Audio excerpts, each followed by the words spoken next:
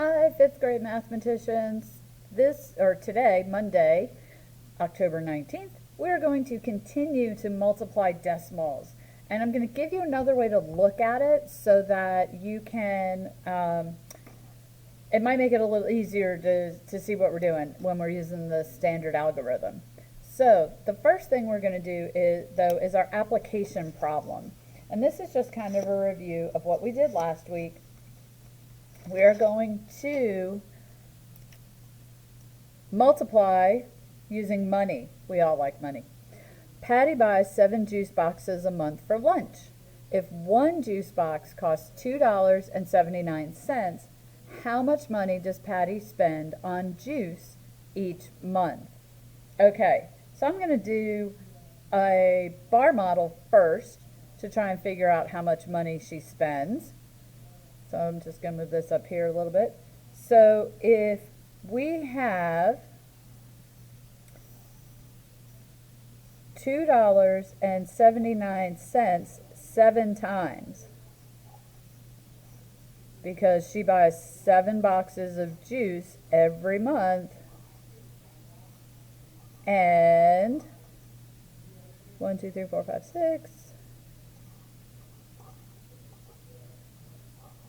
We want to know how much this is. Okay, there's my bar model. $2.79 7 times. Now, I'm going to use my bar model and an area model to figure out how much money she spends. So, how many ones do I have? Well, my ones are the $2. So we have 2 ones. How many tenths do I have? We have 7 tenths.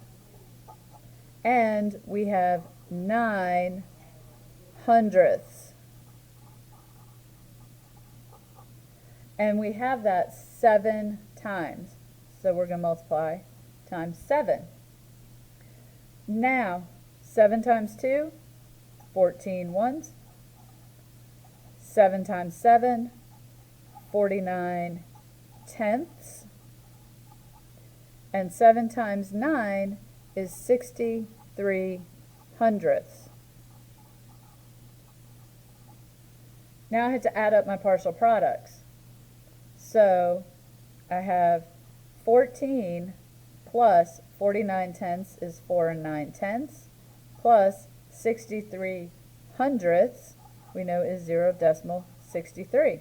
Now you know Miss Walker doesn't like to add things horizontally, so I'm going to write them vertically. 14, which is $14, plus $4.90, plus 63 cents. Add those all up. 3, 15, decimal point, regroup, 9, 1. So, Patty spends $19.53 on juice each month. Okay, friends, so now we're going to keep multiplying.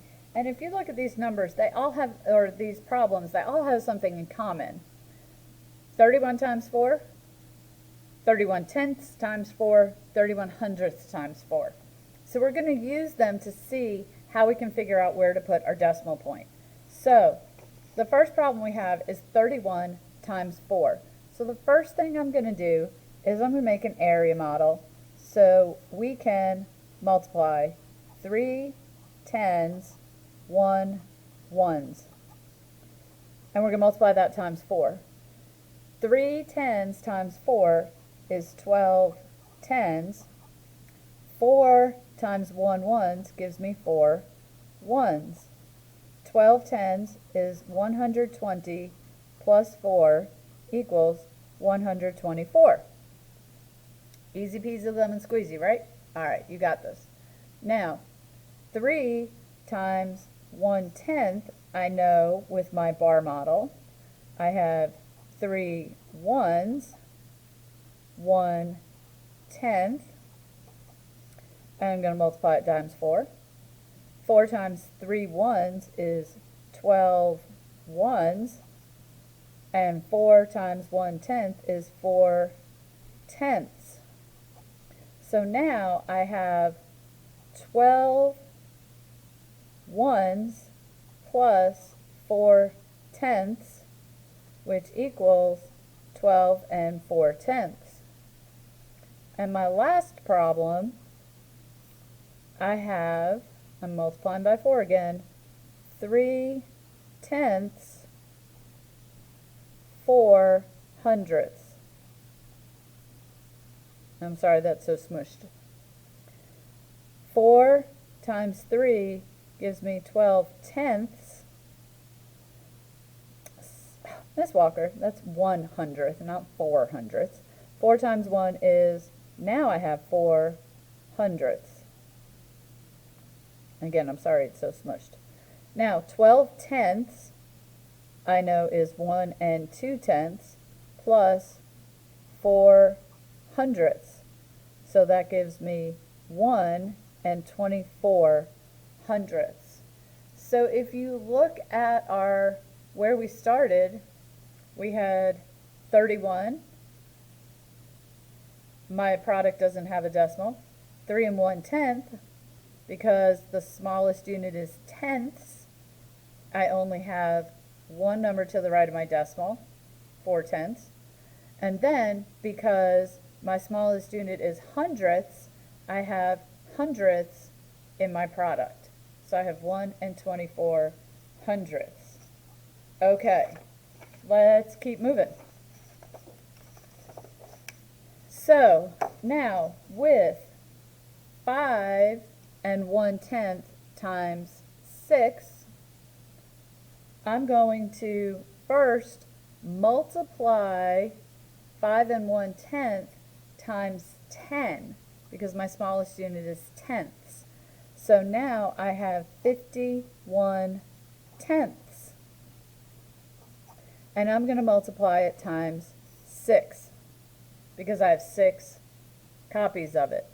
So 6 times 1 is 6, and 6 times 5 is 30.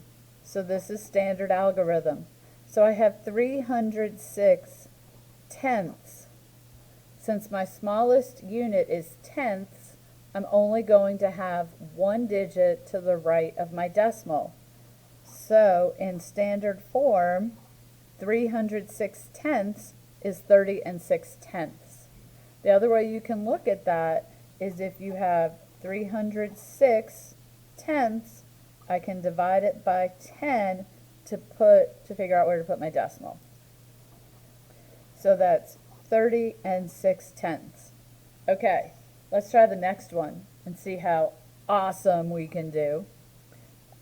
Again, I have 4 tenths, so I'm going to multiply 11 and 4 tenths times 10, which gives me 114 tenths. I have that number 4 times. Now, 4 times 4 is 16. I'm going to write down my 6. I'm going to regroup my 1. 4 times 1 is 4, plus 1 is 5, and 4 times 1 is 4. So I have 456 tenths. Where does my decimal point go? Because it's tenths, I put my decimal between the 5 and the 6. So this equals 45 and 6 tenths. You guys are doing great, and I know you're writing all of these down and doing them with me. Okay, our next one, we have whoops, Miss Rocker's on the wrong page. Here we go. Now I got it.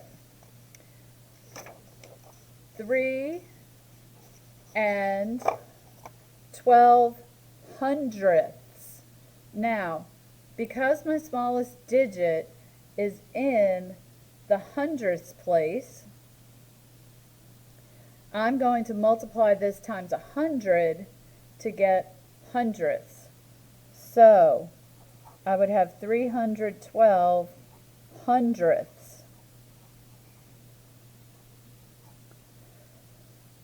Times 4. 4 times 2 is 8. 4 times 1 is 4. And 4 times 3 is 12. Because I had hundredths to start with, and I'm multiplying only by a single digit, I still have hundredths. So if I divided this by 100, because I now have 1,248 hundredths, I would put my decimal point there. So this equals 12 and 48 hundredths. All right, let's do the next one 2 different ways. First, I'm going to do it with the area model, and then I'll do it with the standard algorithm, okay? So you can see how they compare.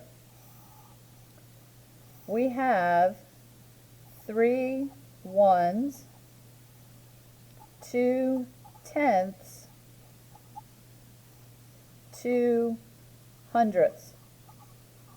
And I'm multiplying that times 5. 5 times 3 gives me 15 ones. 5 times 2 tenths gives me 10 tenths. And 5 times 2 hundredths gives me 10 hundredths. When I add those up, I have 15 ones plus 10 tenths plus 10 hundredths. So my answer is 16 and 1/10. And I know you're going, Miss Walker, this is really confusing. Let me show you. 3 and 22 hundredths times 5 also equals 322 hundredths, right? Because I have hundredths. If I multiply it by 100, that's what I get. Let's multiply it by 5. 5 times 2 is 10. Regroup the 1. 5 times 2 is 10, plus 1 is 11. Regroup the 1. 5 times 3 is 15, plus 1 is 16. Now, I have hundredths, so my decimal point goes there. So 16 and 10 hundredths equals 16 and 1/10. Okay, guys, if you have any questions, let me know. And you did a great job today.